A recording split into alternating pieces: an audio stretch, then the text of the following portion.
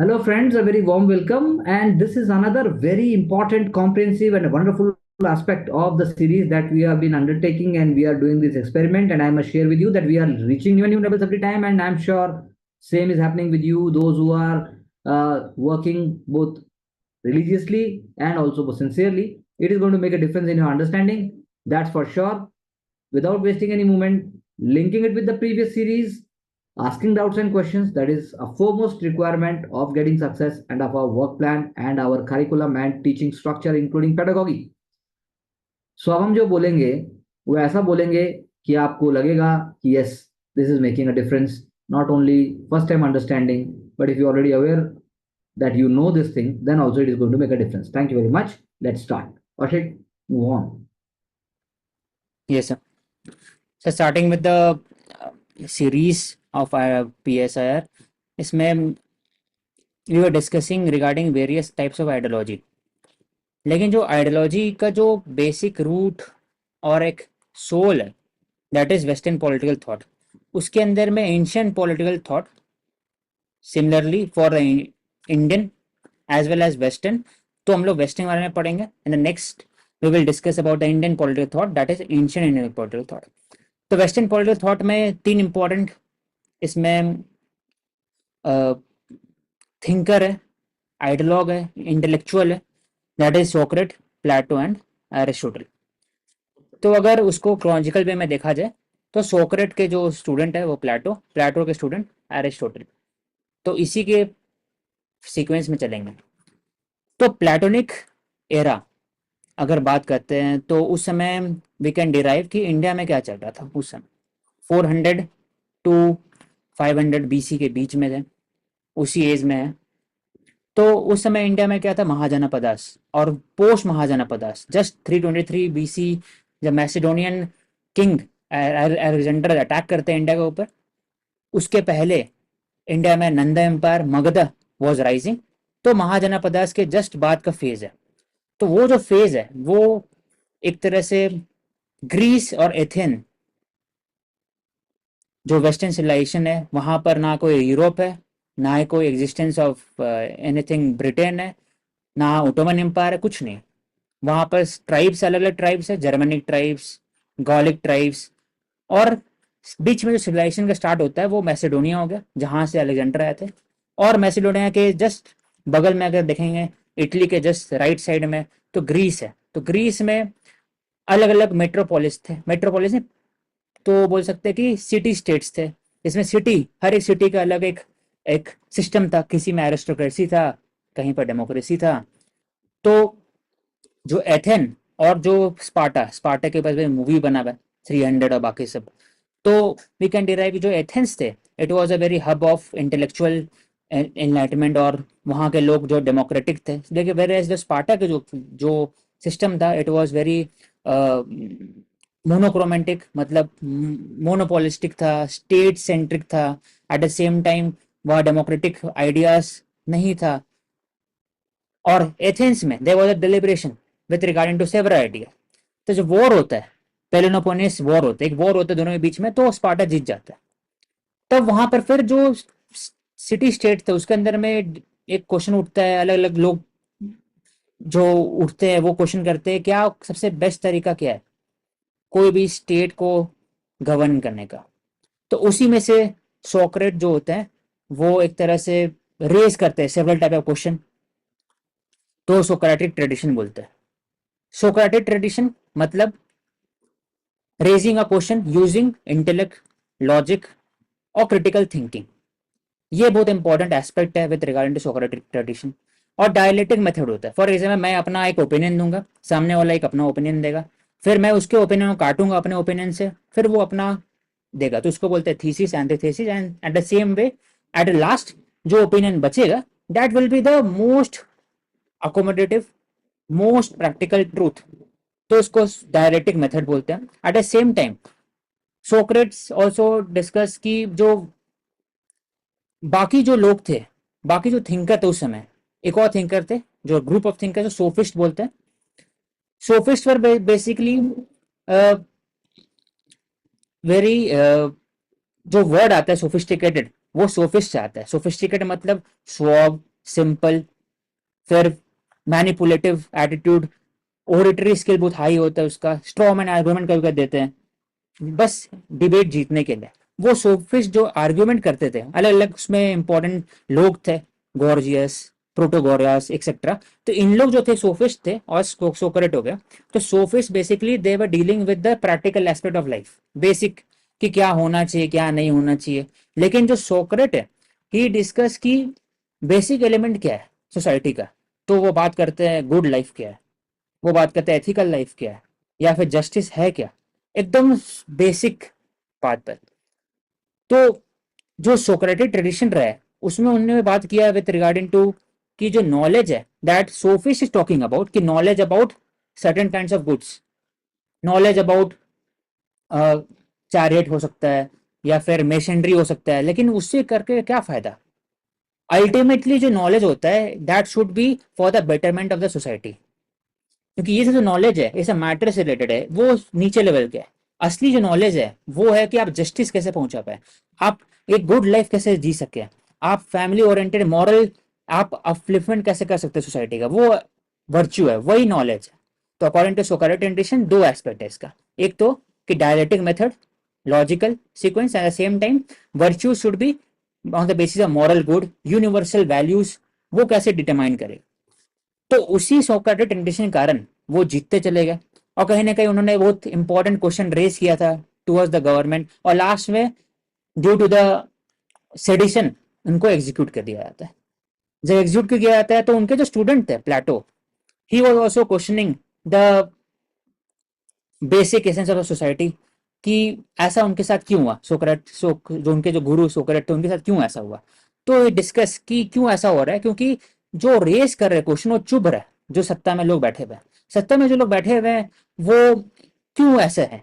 तो वो ईगोइस्टिक है, वो सेल्फ सेंटर्ड है, वो अपने बारे में सोच रहे, वो फैमिली बारे में सोच रहे, नेपोटिस्टिक है। दैट इज वाई उनका जो माइंडसेट था प्लेटो का, तो कहीं ना कहीं वो हर एक चीज से इन्फ्लुएंस हुआ था, वो अपने गुरु से भी इन्फ्लुएंस हुआ था, एट द सेम टाइम जो सोसाइटी के अंदर प्रॉब्लम्स था with regard to ego, with regard to everything, he was influence from that. So he let down several kind of ideas and theories, जो हम लोग बोलते हैं प्लेटोनिक सेंस। तो सोक्रेट वाली बात कर लिया अभी, and we will discuss Plato. Plato Aristotle दोनों एक तरह से बोला जाए तो इंपॉर्टेंट बेंचमार्क है with regarding to western civilization, western thought, दोनों को डिटेल में करेंगे।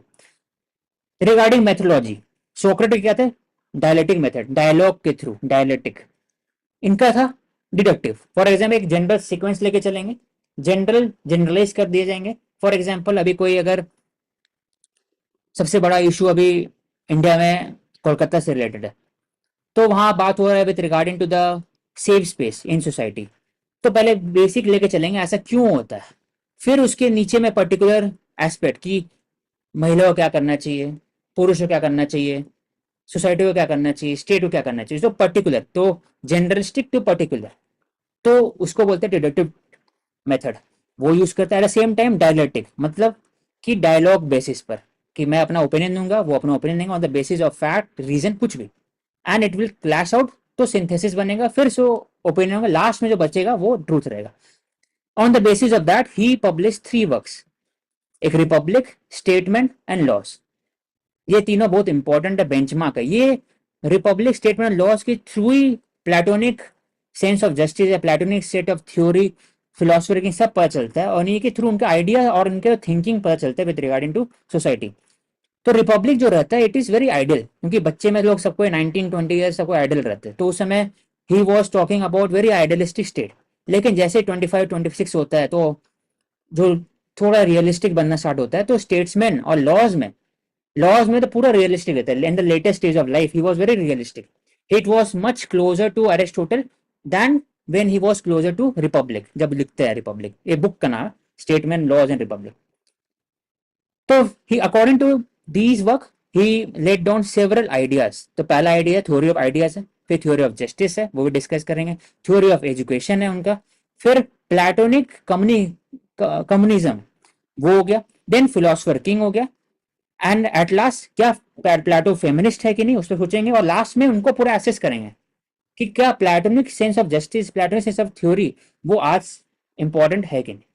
तो ऐसे करके प्लेटो को डिस्कस करेंगे। तो starting from first one, theory of ideas. तो बेसिक उन्होंने सोक्रेट से उठाया कि जो वर्च्यू है वो that should be the goal for every human being, कि खुद एक मॉरल लाइफ जिएंगे, आप एथिकल कंडक्ट फॉलो करेंगे, एक अच्छा लाइफ, समृद्ध लाइफ जो बोलते हैं, तो वो होना जरूरी होता है। According to that he discuss कि जो आइडिया है it is a basic root cause of mind. Mind में कभी भी आप कुछ भी बोलते हैं उसके पहले कुछ ना कुछ आइडियाज आता है, फिर आप कुछ मुंह से बोलते हैं। तो आइडियाज से हर चीज होता है। लेकिन एट द सेम टाइम जो आप परसीव करते हो, जो भी चीज परसीव करते हो, इट इज नॉट रियल। क्यों? फॉर एग्जाम्पल ग्रीन लाइट दिख रहा है पेड़ के सामने, तो आपको ग्रीन दिखता नहीं असली में, वो बेसिकली क्लोरोफिल, अलग उसका सेंस है कि वो एब्जॉर्ब वही करता है लाइट, बाकी रिफ्लेक्ट करते हैं इसलिए ग्रीन दिख रहा है। तो हो सकता है जो दिखता है आपको वो सिर्फ परसीव है। तो ही डिस्कस की आइडियल और रियल के बीच में क्या है, और हम लोग कभी भी जरूरी नहीं कि परसीव कर पाए हर चीज। इसीलिए आइडियल जो है वो ideal state, idea is ideal state. हम लोग बस एक क्लोज जा सकते हैं, लेकिन आइडियल कभी नहीं हो सकता। He discuss that in allegory of cave. बहुत इंपॉर्टेंट उन्होंने स्टेटमेंट दिया है वो समझाने के लिए। जैसे मैं समझा रहा हूँ, तो हो सकता है जो मैं समझ रहा हूँ और जो समझ में आ रहा है दोनों में बीच में डिफरेंसेस है, तो यही आइडियल हो गया, और जो समझ में आ रहा है वो रियल हो गया। तो on the basis of same allegory of cave वो बात करते हैं कि फॉर एग्जाम्पल केव है, उसके अंदर कभी उन लोग लाइट देखा ही नहीं, अंधेरा है सिर्फ केव के अंदर में, बहुत जन लोग रहते हैं वहां पर। कोई एक इंसान अगर बाहर निकलता है केव से बाहर, उसको लाइट उजाला दिखता है, वो दुनिया दिखता है, वो नेचर को देखता है, हर चीज दिखता है। वो फिर वापस केव के अंदर आता है, डिस्क्राइब करता है, देखो दुनिया ऐसा था, ऐसा ऐसा ग्रीनरी था, ऐसा नेचर था। लेकिन बाकी लोग थे उनको तो पता ही नहीं, आइडिया ही नहीं उसके बारे में, तो वो सुनेंगे नहीं बात, वो परसेप्शन उनका है ही नहीं उनके बारे में, तो कैसे डिस्कस कर सकते हैं। तो इट इज, तो ही डिस्कस की जिनको कुछ आइडिया है नहीं उसको कैसे समझा सकते हो, ये प्रॉब्लम है सबसे बड़ा। तो it needs a deeper understanding of nature, it needs a very deeper understanding of what is idea. For example एक कॉन्सेप्ट लेते हैं ब्यूटी का।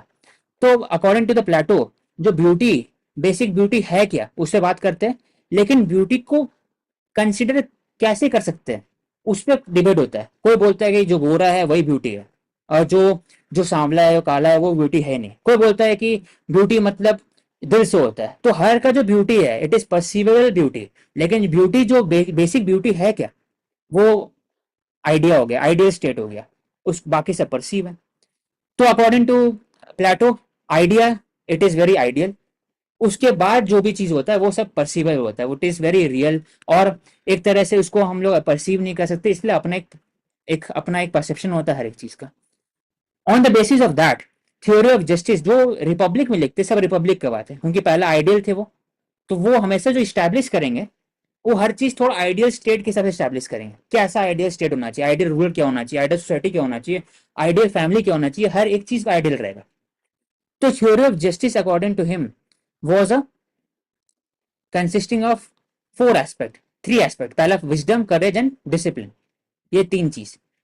और तीनों जो चीज है ये सबके लिए नहीं है, वो भी सोसाइटी के अंदर में उनने बात किया। उस समय सोसाइटी के अंदर में स्लेव हुआ करते थे, आज के नहीं है, उस समय के हिसाब से स्लेव हुआ करते थे, जो जंग में हार जाते थे slave, women, old age, children, सबके लिए।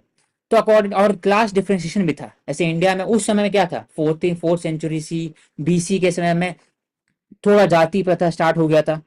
तो बोल सकते हैं कि वहां पर भी ऐसा कुछ क्लास था। तो according to him wisdom, courage, discipline सबके लिए नहीं है, वो on the basis of class है।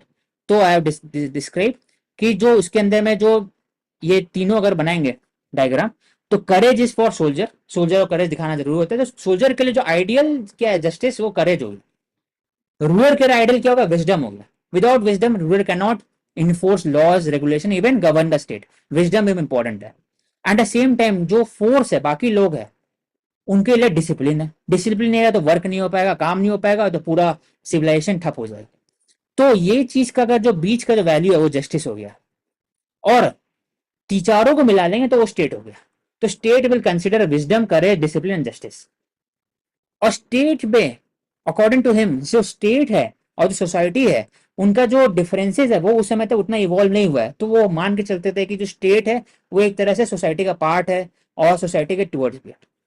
तो ईच ग्रुप के लिए अलग अलग फंक्शनल स्पेशलिटी है, फंक्शनल एस्पेक्ट है। सबका काम वही है कि विजडम होना, रूरल के लिए विजडम होना चाहिए, सोलर के लिए करेज होना चाहिए, और फोर्सेस बाकी जो लेबर के लिए डिसिप्लिन होना चाहिए। Eight the same time labour should be divided. उस समय कोई ऐसा सिस्टम नहीं था, वरना ऐसे इंडिया में था वैसे वहां पर भी था। वरना के अकॉर्डिंगली, वहां के हिसाब से क्लास के अकॉर्डिंगली आप काम करेंगे और एक दूसरे में इंटरफेयर नहीं करेंगे, सो दैट जो हार्मनी है सोसाइटी के अंदर में वो मेंटेन रहे। तो इन पर क्वेश्चन उठता है कि क्या जो पावर है it is only for the rural classes, तो कहाँ इक्वालिटी है, क्वेश्चन उठता है। दूसरा क्वेश्चन उठता है कि जो सिटी स्टेट है और रूरल स्टेट है, बाकी विलेजेस भी तो होंगे, बाकी फिर जो ऐसा जगह होगा स्लेव जहां रहते होंगे उनका क्या, वहां गवर्नेंस क्या, वहां जस्टिस क्या। दूसरा उठता है विजडम सिर्फ और सिर्फ रूरल के पास होता है, सोल्जर के पास नहीं हो सकता, सोल्जर के बेटे के पास नहीं हो सकता। तो ये क्रिटिसिज्म है theory of justice of Plato. अब जस्टिस अचीव करने के लिए आपको ये तीन चीजें फोकस करना पड़ेगा, ये समझ में आ गया। अब तीन चीज कैसे होगा, इनकलकेट करना पड़ेगा। इनकलकेट करने के लिए एजुकेशन चाहिए। तो थ्योरी ऑफ एजुकेशन के अंदर में उन्होंने बात किया कि एक ऐसा एजुकेशन सिस्टम हम क्रिएट करेंगे जो भी आइडियल है, ये भी सब चीज जो भी पढ़ेंगे सब आइडियल है, कोई भी प्रैक्टिकल एस्पेक्ट में अप्लाई नहीं हो पा रहा उस समय के हिसाब से।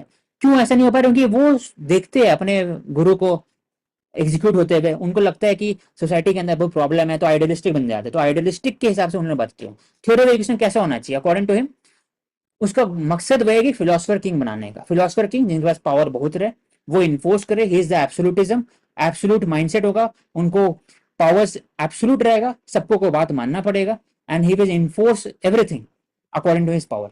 लेकिन जो एजुकेशन रहेगा इसका पर्पस ही वही है कि सोसाइटी के अंदर हार्मनी क्रिएट करे और फिलोसफर किंग अचीव कर सके। लेकिन उसके अंदर में कैसे चूज करेंगे फिलोसफर किंग, इसमें वो इक्वालिटी है इनका। इक्वालिटी क्या है कि जरूरी नहीं कि राजा का बेटा राजा बनेगा या फिर स्लेव का बेटा स्लेव ही रहेगा। वो बात करते हैं कि हर एक जन, चाहे स्लेव होगा, चाहे सोल्जर होंगे या रूरल क्लास होंगे, तीनों जो है इनको एजुकेशन मिलेगा। State centric education, elementary school education होगा, फिर एग्जाम होगा, एग्जाम के बाद वापस से डिवीजन होगा। जो फेल हो जाएंगे एग्जाम के उनको बोलेंगे प्रोड्यूसर क्लास बन जाएंगे, वो फिर आप बाकी सब काम करेंगे, चैरेट मेकिंग, मेकिंग, गोल्ड्स में सब चीज अलग करेंगे। फिर दो जो क्लास बचेगा 25 ईयर्स के आसपास में, वो वॉरियर क्लास, एक स्टूडेंट क्लास। वॉरियर क्लास को फोकस किया जाएगा जिम्नास्टिक के ऊपर, फिजिकल स्ट्रेंथ पर। रूलिंग क्लास को फोकस किया जाएगा मेंटल, इसमें लिटरेचर, म्यूजिक, साइंस बाकी सिखाया जाएगा। और ऐसे करके हम लोग लास्ट में एक फिलोसफर किंग तक पहुंच सकते हैं। लेकिन इसमें भी क्वेश्चन उठता है जो एजुकेशन एस्पेक्ट में, कि आप सोशल कैपिटल बात कर रहे हैं, एट द सेम टाइम आप एक मेरिट सिस्टम बात कर रहे हैं, लेकिन जो स्टार्टिंग का मेरिट सिस्टम है, फॉर एग्जाम्पल कोई अगर राजा शुरू से ही है, कोई किंग, उनका जो बेटा है उनको जो अपब्रिंगिंग है that will be very privilege. तो ऐसा क्या करे कि सबके लिए बराबर हो जाए, क्योंकि एजुकेशन को इन्फोर्स करने के लिए सबको बराबर ही चाहिए, तभी मेरिट हो सकता है इन्फोर्स। तो बराबरी करने के लिए उन्होंने लाया कम्युनिज्म। कम्युनिज्म जो मार्क्स का है वो प्रॉपर्टी का है कि प्रॉपर्टी नहीं होना चाहिए, क्लासेस सोसाइटी होना चाहिए। लेकिन जो प्लाटो का है वो दो है, फैमिली का भी है, प्रॉपर्टी का भी है। प्रॉपर्टी के हिसाब से क्या बात करते हैं कि प्रॉपर्टी और फैमिली है, it is not for all the classes. यहां बस एक डिफरेंसेस है, ये rest of the producer classes, for example farmer हो गया, इसके अंदर में आर्टिसन हो गया, ये सब के लिए नहीं है, ये सिर्फ रूलिंग क्लास है। इसके अंदर ऑक्सिलरी आर्मी होता है, और किंग हो गया, फिलोसफर किंग हो गया, और उससे नोबेल हो गए, उन लोग के लिए। तो कम्युनिज्म जो है it is only for the ruling class. क्यों ऐसा किया, ताकि उनके जो बच्चे हैं एक तरह से वो फिर same grinding process, same hustling, same grinding process के थ्रू से गुजरे, एट द सेम टाइम एक मेरिट सिस्टम स्टैब्लिश कर सके। क्योंकि at the end of the day जो फिलोसफर किंग बनेगा that should be very ideal, तो उसके अकॉर्डिंगली वो स्टैब्लिश करे लॉज। तो कम्युनिज्म ऑफ फैमिली उसमें क्या है कि जो भी रिलेशनशिप है, फॉर एग्जाम्पल इंडिविजुअल फैमिली का रिलेशनशिप है, मदर चाइल्ड का या हस्बैंड वाइफ का, वो कुछ नहीं रहेगा। It will B basis on the contract. बच्चा हुआ तो बच्चा फिर चल जाएगा फिर एक तरह से स्टेट सेंट्रिक हॉस्टल में, और हॉस्टल में फिर state will run the hostel, हर चीज स्टेट करेगा, उसको सिखाएगा, पढ़ाएगा, उसका सिलेबस भी स्टेट तैयार करेंगे। तो union will be very temporary in nature, very short term sexual union रहेगा। और जो education it will very centralize state, और जो इट विल बी ओनली, और फादर और मदर होंगे वो सबके लिए बराबर होंगे। किसी को पता नहीं रहेगा कि पापा उनके क्या है, मम्मी कौन है, पापा कौन है, किसी को नहीं पता होगा। बच्चे को सिर्फ पता रहेगा कि बस ये पढ़ना है और एजुकेशन में जाना है और एक हॉस्टल में जाना है, वहां पढ़ाई करना है, ताकि हम एक एग्जाम पास कर सके और वापस से एक सोसाइटी के अंदर कंट्रीब्यूट कर सके through auxiliary and philosopher king. तो ये साइकिल है।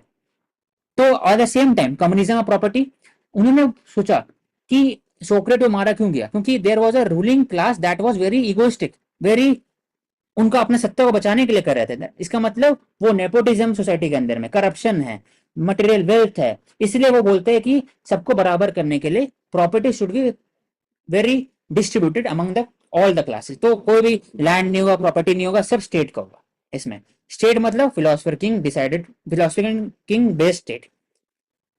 तो सिर्फ और सिर्फ फिलोसफर किंग जो लास्ट में बनेंगे उन्हीं को पता रहेगा किसके कौन बच्चे हैं, वो डिसाइड करें कैसे रिडिस्ट्रीब्यूशन ऑफ वेल्थ होने वाला है, हर चीज। तो ये हो गया प्लेटो कॉमनिज्म ऑफ फैमिली एंड प्रॉपर्टी। अब जो फिलोसफर किंग बन जाएगा उनके हाथ में क्या रहेगा?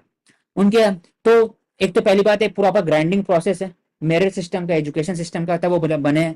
एट द सेम टाइम उनके पास विजडम है, और वो इतना पढ़ चुके हैं म्यूजिक, आर्ट, लिटरेचर और हिस्ट्री सबके बारे में, कि वो एक तरह से एक अच्छा जस्टिस प्रोवाइड कर सकते हैं। अल्टीमेटली जस्टिस ही अचीव करना है सोसाइटी को, तो जस्टिस के लिए फिलोसफी उन्होंने स्टैब्लिश किया। तब अब हम लोग शुरू से बात करते हैं कि पहले उन्होंने बात की एजुकेशन, फिर आइडिया के एजुकेशन लेके आया, एजुकेशन से मेंटल अपब्रिंगमेंट हुआ, उसके बाद फिर प्रॉपर्टी को उन्होंने डिस्ट्रीब्यूट किया, फैमिली को किया, लास्ट में फिलोसफर किंग मिला, फिलोसफर किंग फिर जस्टिस इन्फोर्स करेंगे। अब ऐसा आइडियाज क्यों आया उनके दिमाग में, इतने पूरे आइडियाज फिलोसफर किंग का? तो उन्होंने बताया कि जो इस्टेब्लिश सोसाइटी था it was a mix oligarchy, tyranny, democracy और अरिस्टोक्रेसी। तो बात करते हैं democracy, it is a rule of poor. उसके कारण क्या होता है कि जो लोग होते हैं सिर्फ वोटिंग में पीछे जाते हैं, वोटिंग और सिर्फ जो मेन मुद्दा पर बात नहीं करते, सिर्फ सिर्फ जो पॉवर्टी पीपल है उनके बारे में बात करते हैं। ओलिगार्की में सिर्फ और सिर्फ अपने बारे में बात करते हैं। एक रूलिंग क्लास होता है जो सिर्फ सेल्फ सेंटर होता है। टिरेनी में एक एब्सोल्यूटिज्म होता है स्टेट का, इसके कारण होता है। एरिस्टोक्रेसी, इसलिए उन्होंने बताया कि एरिस्टोक्रेसी इज मोस्ट इंपॉर्टेंट। क्यों? वो डेमोक्रेसी है, एट द सेम टाइम वो रूलिंग क्लास के बीच में ही एक चेक्स एंड बैलेंसेस है। That is why he supported aristocracy. और जो फिलोसफर किंग है, he is also getting a limited power from the republic that has been written by the Plato। तो Plato का Republic है, एक तरह से कॉन्स्टिट्यूशन हो गया, that will, that is the ideal state, उसके अंदर फिलोसफर किंग काम करेंगे, ऑपरेट करेंगे। तो अब उन पर असेसमेंट होता है कि जो प्लाटो है क्या वो फेमिनिस्ट है? तो अलग अलग जो इंपॉर्टेंट है, सुजन मॉलर और बाकी ओटकिन और इंपॉर्टेंट फेमिनिस्ट थ्योरिस्ट है, वो बोलते हैं सही में वो फेमिनिस्ट भी है। क्यों? क्योंकि वो फिलोसफर किंग का जब बात करते हैं, फिलोसफर क्वीन का बात करते हैं, जो भी एस्पेक्ट अभी तक बात की उसमें विमेन का डिस्क्रिमिनेशन नहीं है। जो मेल के ऊपर लागू हो रहा है सेम चीज विमेन के ऊपर लागू हो रहा है, हर एक चीज एस्पेक्ट पर। लेकिन eight the same time criticism होता है प्लाटो के ऊपर कि विमेन को एक तरह से मेन बनाया जा रहा है। फॉर एग्जाम्पल मदरहुड है, और फिर जो फेमिनिटी है उसको रिमूव कर दिया जा रहा है, जो नर्चरिंग और केयरिंग फॉर द चाइल्ड।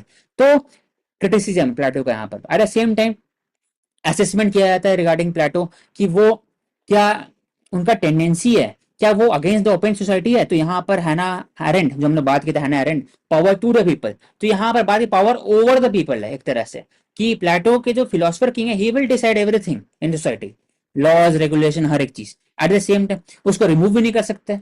और कार्ल पॉपर बात करते हैं कि एब्सोल्यूट जो पावर दिया गया है फिलोसफर किंग को, it is against the democratic tradition of society. तो प्लेटो जो है he is the first authoritarian और बोल सकते हैं डिक्टेटोरियल फिलोसफर, जिनका जो आइडियाज है बाद में फासिज्म और नासिज्म भी स्टैब्लिश किया। क्यों? क्योंकि नाजी के लिए फिलोसफर किंग तो हिटलर ही था, देखा जाए वही फिलोसफी था, उन्हीं का था idea. Eight the same time fascism में जो उनका मेसोलोनी था। तो आंस मार्कन लेकिन बात करते हैं कि जो प्लाटो है वो उस समय सोसाइटी में रह रहे थे, वहां का जो टेंडेंसी था, वहां का जो प्रॉब्लम था, तो इसलिए प्लाटो को हम लोग आज के हिसाब से, कंटेक्स्ट के हिसाब से हम लोग जज नहीं कर सकते। उस कंटेक्स्ट के हिसाब से he was a far superior, he was a far एक तरह से thinker with regarding to changes in society. तो फिर आते लास्ट में, तो प्लाटो अपने ऊपर क्या बोलते हैं? प्लाटो का माइंडसेट बदला होगा ना अपने एज में, 50 45 50 ईयर 60 ईयर्स में हो गए थे तब।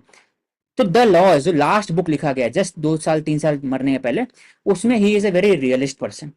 वो हर एक गलती एक्सेप्ट करते हैं जो अभी तक उन्होंने रिपब्लिक में लिखा, कि फिलोसफर किंग होना चाहिए, डिस्कस की एरिस्टोक्रेसी होना चाहिए, फिलोसफर जरूरी नहीं है। विमेन का बात करते हैं तो बात करते हैं कि फैमिली सिस्टम भी इंपॉर्टेंट है। फिर वो प्रॉपर्टी की बात तो बोलते हैं कि प्रॉपर्टी जो छोटी लेवल प्रॉपर्टी है, फॉर एग्जाम्पल घर बनाने के लिए, घर के लिए, इवन एग्रीकल्चर को काफी है, बड़े प्रॉपर्टी नहीं होना चाहिए। तो he is also taking a very realist stand regarding everything. अब ये जो रियलिस्ट स्टैंड है इसी को कंटिन्यू करेंगे एरिस्टोटल बाद में, क्योंकि Aristotle is student of Plato. अब एरिस्टोटल के समय में, थोड़ा बाद में, उस समय इंडिया में 323 के आसपास में मैसेडोनियन किंग आ गए थे। तो इंडिया में उसमें कौन सा एज था, उसमें बोलेंगे तो मगध एम्पायर था इंडिया में, और अशोका का पहले का बात है ये। और बोल सकते कि इंडिया में महाजनपद कॉइन सिस्टम आ चुका था, अलग अलग जैन थॉट, बुद्धिस्ट थॉट भी आ चुका था, फिर वर्ण सिस्टम भी था, at the same time class differentiation, caste differentiation भी था, और सेंट्रलाइजेशन ऑफ पावर बढ़ते जा रहा था। तो सेम चीज एरिस्टोटल के अंदर है भी। तो देखा जाता है कि हर एक अलग अलग एरियाज है वो इवॉल्व हो रहा है। तो एरिस्टोटल देखते हैं कि देर इज एथेन, सब एथेन है, वो भी एथेन के हैं, सोक्रेट भी एथेन, ये भी प्लेटो भी एथेन, एरिस्टोटल भी एथेन। वहां पर वो बात करते हैं एनार्की रहता है, and he was a student of Plato. तो he criticise Plato of being very idealistic nature. और वो एक और क्रिटिसाइज करते हैं प्लेटो कि प्लेटो के कोई परिवार नहीं थे, तो ही वॉज वेरी आइडियलिस्टिक। लेकिन एरिस्टोटल मैरिड लाइफ था उनका, तो इसलिए फैमिली और जो दूसरे एस्पेक्ट है ना उसमें उनका वेरी लिबरल एटीट्यूड है, एट द सेम टाइम थोड़ा कंजर्वेटिव है। तो हम डिस्कस करेंगे उनका मेथड क्या है। तो सोक्रेटिक मेथड क्या, डायलेक्टिक था, लॉजिक, रीजनिंग। जब प्लेटो की बात करें, डिडक्टिव मेथड हो गया, जनरल टू पर्टिकुलर। एरिस्टोटल का मेथड हो गया एम्पेरिकल मेथड, मतलब comparative analysis of several constitution. 158 constitution वो डिस्कस किए हैं जो अलग अलग सिटी स्टेट के अंदर में थे, आसपास के उठा करके फिर डिस्कस किए कौन सा बेस्ट है। तो सराउंडिंग रीजन के अंदर में स्लेव ओनिंग थे, वुमेन का क्या अधिकार है, मेल का क्या अधिकार है, ओल्ड एज का क्या अधिकार है, सिटीजनशिप कैसा है, ग्रीक और नॉन ग्रीक के बीच में डिवीजन कैसा है, और लास्ट में गोल्डन मीन लेकर आए। गोल्डन मीन मतलब सबका जो बेस्ट पॉइंट, जैसे इंडियन कॉन्स्टिट्यूशन क्या है, गोल्डन मीन है। 1935 से भी लिए है हम लोग, यूएस से भी लिया, इराक आयरिश से भी लिया, सोवियत से भी लिया, हर जगह से लेकर के गोल्डन मीन, और अपना सिविलाइजेशन से भी लिया, बना है। वैसे ही एरिस्टोटल जो उनका कॉन्सेप्ट है वो गोल्डन मीन है, मतलब प्रैक्टिकलिटी, मिक्स्ड कॉन्स्टिट्यूशन। अब उनके भी अलग अलग थ्योरी है, थ्योरी ऑफ स्टेट, फैमिली के ऊपर, rule of law, government, revolution and justice. तो थ्योरी ऑफ स्टेट, तो विल डिस्कस कि जो प्लेटोनिक थ्योरी ऑफ स्टेट क्या था, कि फिलोसफर किंग पहले हम लोग कोशिश करेंगे बनाए, पहले हम लोग जस्ट यूज करेंगे आइडिया, एजुकेशन, वहां से फिलोसफर किंग जब बनेगा तो वो स्टैब्लिश करेगा जस्टिस। लेकिन जो थ्योरी ऑफ स्टेट इनका है, ये बात करते हैं कि जो स्टेट है उनका जो रोल होता है, it is should be very objective, very ethical. उनका मकसद ही होना चाहिए कि एक इंसान का जिंदगी अच्छा हो, एक ओवरऑल वेलबींग हो जाए। एक वेलफेयर स्टेट का जो कॉन्सेप्ट न्यू टर्म में आता है वो कहीं ना कहीं एरिस्टोलियन और मार्क्सिस्ट से भी लेकर आया। तो welfare state, welfare reason for human, virtue, courage, self control, justice दे सके। और वो बेस्ट मॉडल जो कंपैरेटिव एनालिसिस की बेस्ट मॉडल क्या होगा, एरिस्टोक्रेसी, मतलब rule of few, but monarchy भी होना चाहिए क्योंकि ट्रेडिशन के अनुसार है उस समय के, at the same time democracy होना चाहिए, मतलब जो रूल ऑफ फ्यू है लेकिन they are accountable to the masses. अगर पॉलिसी चेंजेस करेंगे तो आपको एक जो पॉलिस के अंदर में जो एक सभा होता है, जैसे समितियन सभा इंडिया में, वैसे वहां पर असेंबली होता था, तो वहां असेंबली में पास कर सके बिल को, बाकी सब। तो democracy, aristocracy and monarchy, best model according to him. और स्टेट का रोल ही वही है कि जो ह्यूमन है एक तरह का सोशल एनिमल है, पॉलिटिकल एनिमल है, ह्यूमन पार्टिसिपेट करे, मैन पार्टिसिपेट करे। एट द सेम टाइम जो अपना जो दायरा है, कॉन्शियसनेस है, वो फैमिली से वो विलेज में पार्टिसिपेट करे, at the same time village से फिर स्टेट में करे, और हम लोग स्टैब्लिश करें एक just society. Then regarding to citizenship, state जो बनेगा वो सिटीजनशिप से बनेगा। तो अकॉर्डिंग टू हिम सिटीजनशिप जो रहेगा it will be very limited. क्यों? क्योंकि he discuss, he compare all the constitution. वहां पर उन्होंने बताया कि जो स्लेव इन ओनिंग थे, कुछ कुछ जगह में जो स्लेव थे, he was they were also becoming part of the citizen. उसके कारण पूरा स्ट्रक्चर चेंज हो रहा था। That is why he discuss slave को नहीं मिला सिटीजनशिप। एग्जाम्पल, इंडिया में रेफ्यूजीज और quote and quote illegal migrant को नहीं मिलता। कहीं ना कहीं एग्जैक्टली नहीं बोल सकते, tendency. Eight the same time वो बात करते हैं स्लेवरी को जस्टिफाई करते हैं, बोलते हैं कि जो हर एक सोसाइटी के अंदर नेचुरल इनइक्वालिटी है, विमेन बायोलॉजिकली के लिए अच्छी है, इमोशनली अच्छी है, लेकिन वो बायोलॉजिकली, फिजिकली वो मेल के काउंटर पार्ट में ऐसा नहीं है। तो she is different, child is different, old is different, that is why they are not consider under citizenship. फिर स्लेव का बात करते हैं कि फिजिकल और इंटेलेक्चुअल क्लास उनके अंदर में नहीं है, नेचुरली वो काम करने वाले में उनका ज्यादा रहता है, इसलिए उनको उसी में करना चाहिए। और रूलिंग क्लास जो नोबल है और जो फिलोसफर किंग है, उससे एसोसिएटेड जो भी ऑक्सिलरी क्लास है विद रिगार्डिंग टू आर्मी, वो सिटीजनशिप का पार्ट रहेंगे। तो देखा जाता है एरिस्टोटल का जो सिटीजनशिप है it is very limited against Plato. At the same time वो डिस्क्रिमिनेशन है जो प्लेटो के अंदर में नहीं है, वहां सेम सबके लिए बराबर है, लेकिन यहाँ पर नहीं है ऐसा। रूल ऑफ लॉ में प्लेटो में क्या था, प्लेटो में rule of law philosopher king रहेंगे, वही डिसाइड करना हर चीज। लेकिन एरिस्टोटल बात करते हैं कि rule of law is basic virtue of the state, state without rule law is tyranny, that is by rule of consent होना चाहिए। Aristocracy that is running by the consent of the people, so democracy होना चाहिए, qualified support, इसलिए उन्होंने बोला democracy को भी दिया, एरिस्टोक्रेसी को भी दिया, मोनार्की को भी दिया। और एट द सेम टाइम जो पावर है it should be limited by the constitution, और कॉन्स्टिट्यूशन जो मिक्स्ड कॉन्स्टिट्यूशन रहेगा, हर एक चीज से उठा अच्छा चीज उठा करके। तो ही क्रिटिसाइज प्लेटो, तो प्लेटो और एरिस्टोटल के बीच में क्या डिफरेंसेस है वो हम लोग देख लिए। गवर्नमेंट में he discuss various form of government, monarchy, aristocracy and polity, middle class का बोलते ये अच्छा है, मिक्स कॉन्स्टिट्यूशन तीनों मिला के करेंगे। करप्ट फॉर्म है टिरेनी, ओलिगार्की, क्योंकि पैसा के पीछे भागते हैं, सेल्फ सेंटर होता है। टिरेनी मतलब एक आदमी का होता है, अथॉरिटेरियन होता है। डेमोक्रेसी मतलब बस पीपल के टूवर्ड जा रहे, पुअर पीपल, उन्हीं का जो टेस्ट, उन्हीं का चॉइस पूरा करते रहते हैं। तो इसलिए ये नहीं होना चाहिए, बाकी तीन चीज होना चाहिए, middle class, virtue, monarchy, at the same time accountable to the poor people as well. Theory of revolution उन्होंने बात की एथेंस में रिवोल्यूशन क्यों है और बाकी जगह क्यों रिवोल्यूशन आ रहा है, जब उन्होंने कंपेयर किया तो उन्होंने दो एस्पेक्ट लाया। एक साइकोलॉजिकल इशू है कि एक क्लास स्ट्रगल है, desire for equality, desire for wealth, profit, honour etcetera. At the same time particularity, poverty है, गरीबी है, उसी कारण होता है। एक और टिरनी है, आप दबा रहे लोगों को, उसी कारण होता है। तो रिवोल्यूशन कैसे नहीं हो, तो रिवोल्यूशन कैसे नहीं हो, तो उन्होंने सिंपल बात किया, मिक्स कॉन्स्टिट्यूशन होना चाहिए, पावर लिमिटेड होना चाहिए स्टेट का, eight the same time public scrutiny होना चाहिए, सभा और समिति, वहां के हिसाब से असेंबली था, पॉलिस था, तो पॉलिस में ही अकाउंटेबिलिटी होना चाहिए, कंसेंट पीपल से लेना चाहिए, और कॉन्स्टिट्यूशन दायरे के अंदर होना चाहिए। इंडिया में एग्जाम्पल कैसे लिया जाए, तो एग्जाम्पल अगर इंडिया में तो जुडिशियल रिव्यू हो गया। फिर जस्टिस में उनका आइडिया है, प्लेटोनिक सेंस ऑफ जस्टिस क्या था उनका, था कि जो जस्टिस है it is for the people who are following the duty, duty is justice. इसमें करेज था, विजडम था और डिसिप्लिन था। और लेकिन इनके लिए जस्टिस क्या है, इनके लिए जस्टिस करेक्टिव और डिस्ट्रीब्यूटिव, तो कहीं ना कहीं रॉयल्स और डिस्ट्रीब्यूटिव जस्टिस है वो भी आता है इसमें। Corrective example supreme high court का डायरेक्शन, कोई भी पीनल प्रोविजन होता है, फिर अगर हम लोग बात करते हैं रिगार्डिंग मर्डर या फिर सोसाइटी के जो अगेंस्ट से रिलेटेड जो भी होता है, करेक्टिव जस्टिस हो गया। डिस्ट्रीब्यूटिव मतलब सब्सिडीज, डीबीटी, एग्जाम्पल आज के हिसाब से वेलफेयरिज्म हो गया, रिजर्वेशन हो गया, डिस्ट्रीब्यूटिव जस्टिस, सबके लिए पहुंचाना ताकि एक इक्वालिटी आ सके।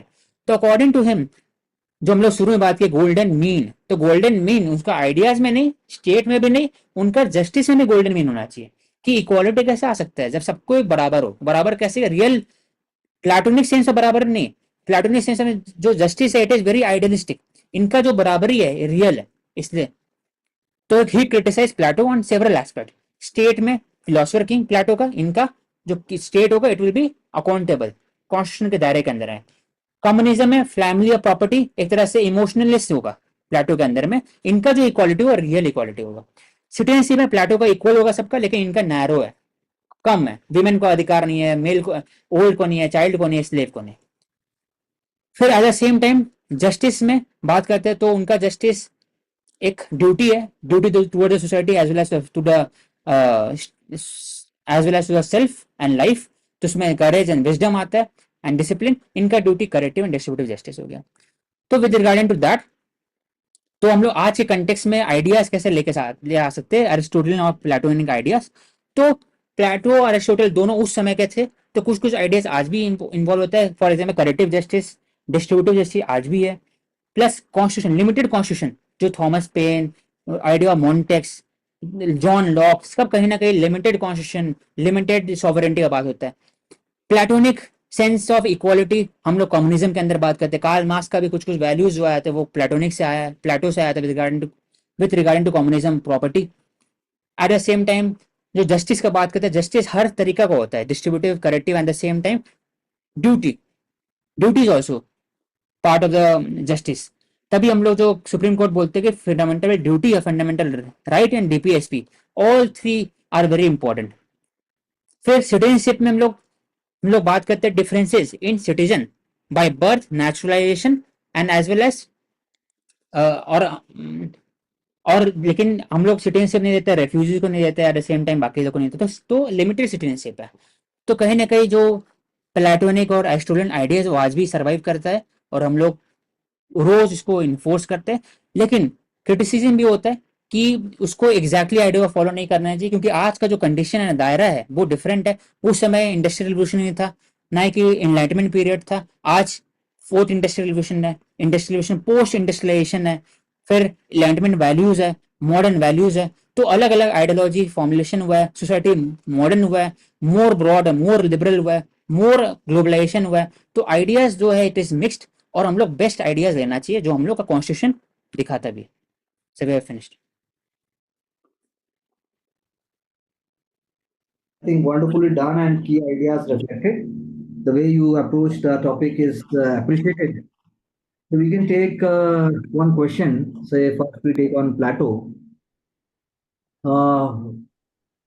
ये बहुत अच्छा क्वेश्चन है। Western thought one might say has been either Platonic और anti Platonic but hardly ever non Platonic. क्या कहते हैं आप? Yes, sir. So I have to prove it कि it is true. तो डायरेक्ट स्टार्ट करें। प्लेटोनिक आइडिया है क्या, पर वेस्टर्न थॉट है क्या? तो it is talking about justice, state, citizenship, everything. तो नॉन प्लेटोनिक कभी नहीं हो सकता, क्योंकि हर एक चीज से प्लेटो ने अपना आइडियाज दिया है। तो हमेशा एंटी और प्रो हो सकता है। प्रो में जॉन लॉक आ सकते हैं, एस्पेक्ट आ सकता है। फासिज्म भी कहीं ना कहीं प्लेटो से उठाया हुआ है।